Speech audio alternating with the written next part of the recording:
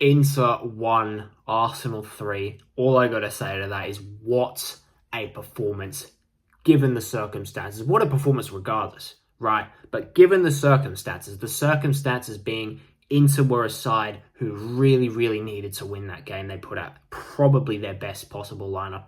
Arsenal, on the other hand, did not need to win that game. We could have lost that game. We could have lost against Karamadi, and we would still finish top 8 and get automatic qualification through to the round of 16 of the Champions League. We did not need to win that game. We rotated. Sure, we started Zubimendi, we started Saliba, we started Saka, but we rotated as a whole, and we did not go into third gear.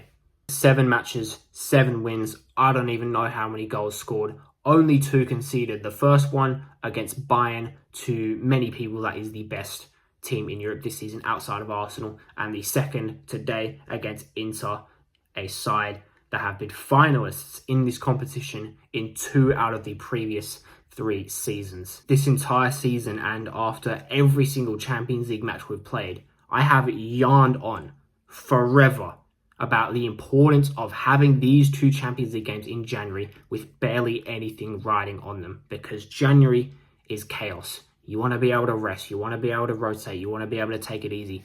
That's what 6 wins from 6 before today allowed us to do today. It allowed us to rest. It allowed us to rotate. It allowed us to take it easy. And we still got the job done. So it's a win. It's a statement win against a side that, again, really, really needed a win today. And it's a comfortable win as well. Inter had their moments. Both halves started with Arsenal on top.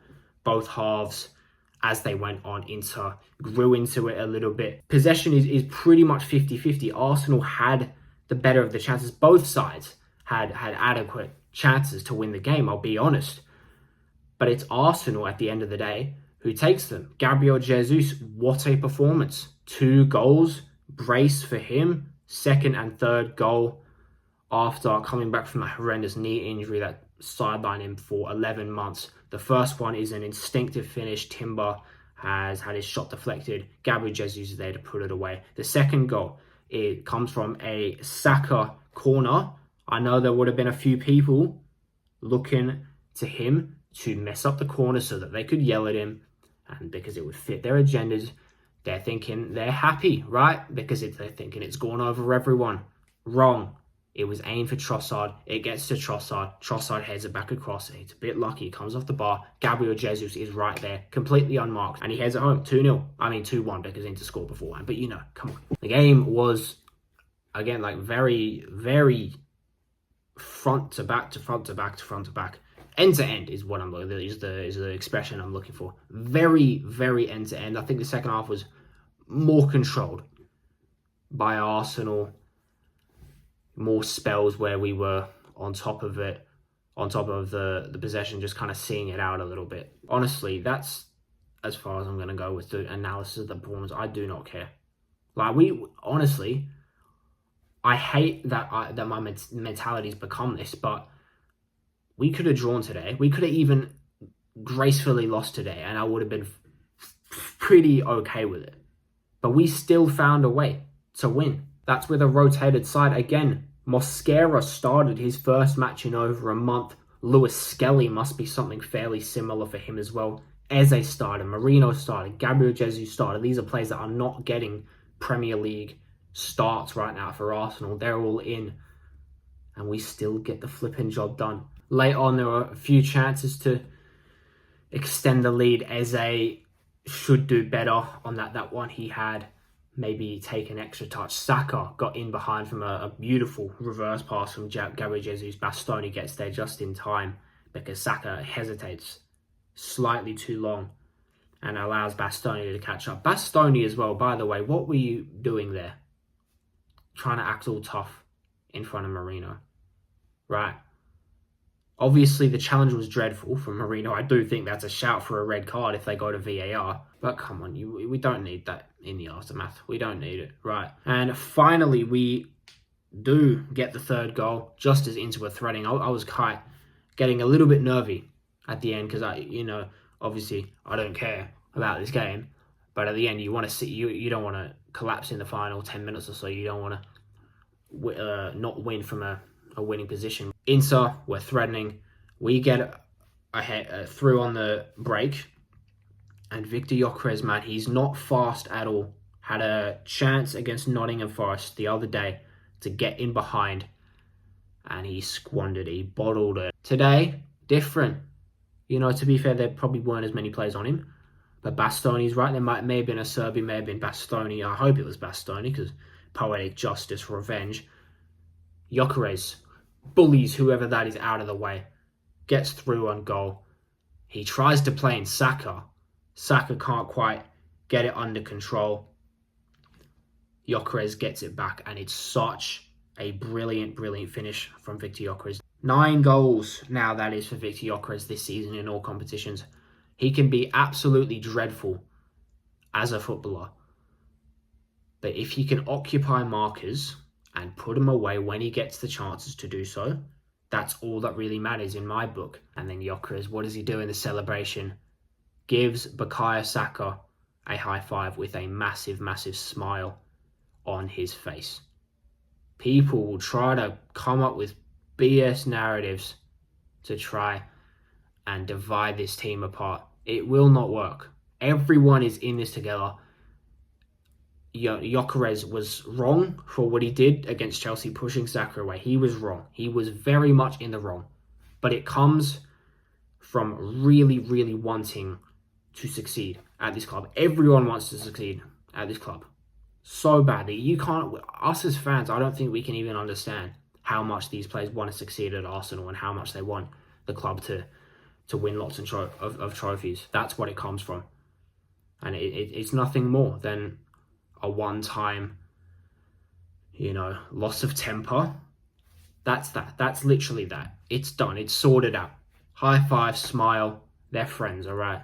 They are friends. Get out of here with your BS narratives. Couple other performances. Honestly, I could talk about just about everyone today for the right reasons. I think I did Saka a bit dirty in bringing up the couple goals earlier, but he was great today. Bukayo Saka won't get the credit he deserves for what he did today, but not only did he not really allow DiMarco to get forward as much as he would have liked for 90 minutes, he was a constant threat on Inter's left side for 90 minutes without tiring, up against Federico DiMarco, who I believe is one of the very, very, very best left backs in the world. He's more of a wing back, but defensively, don't get him wrong, that guy is solid.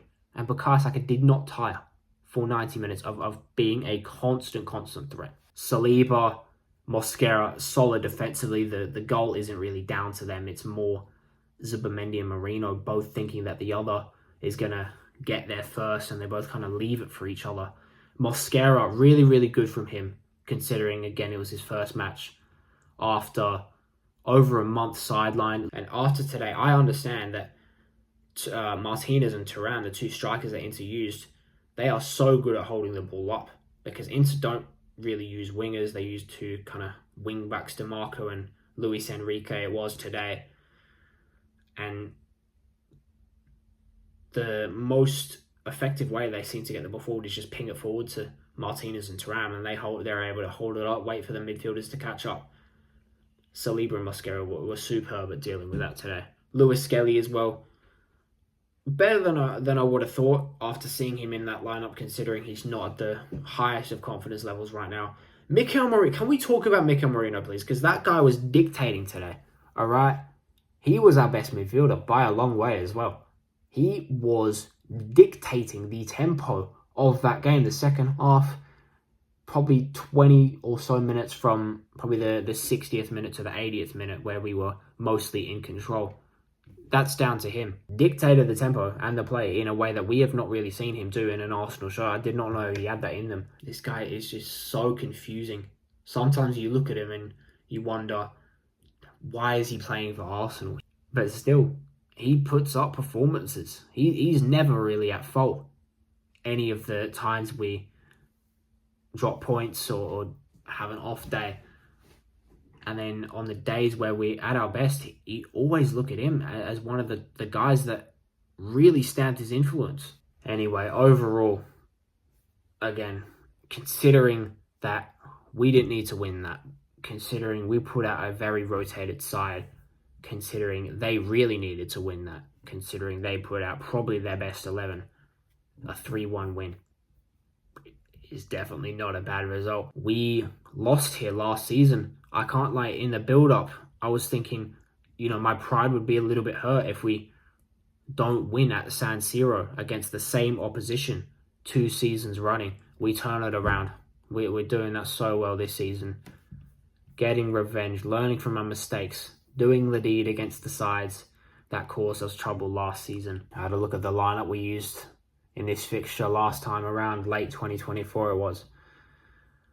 Yikes. That's all I'm going to say. Yikes. So much difference today. That's what the squad depth does here. The squad depth has been so clutch this Champions League campaign. We are going to beat Karamati. There's no doubt in my mind about that at all. We are going to get 8 wins from 8. That does not happen without this squad depth. Over the summer, we brought in so many smart signings.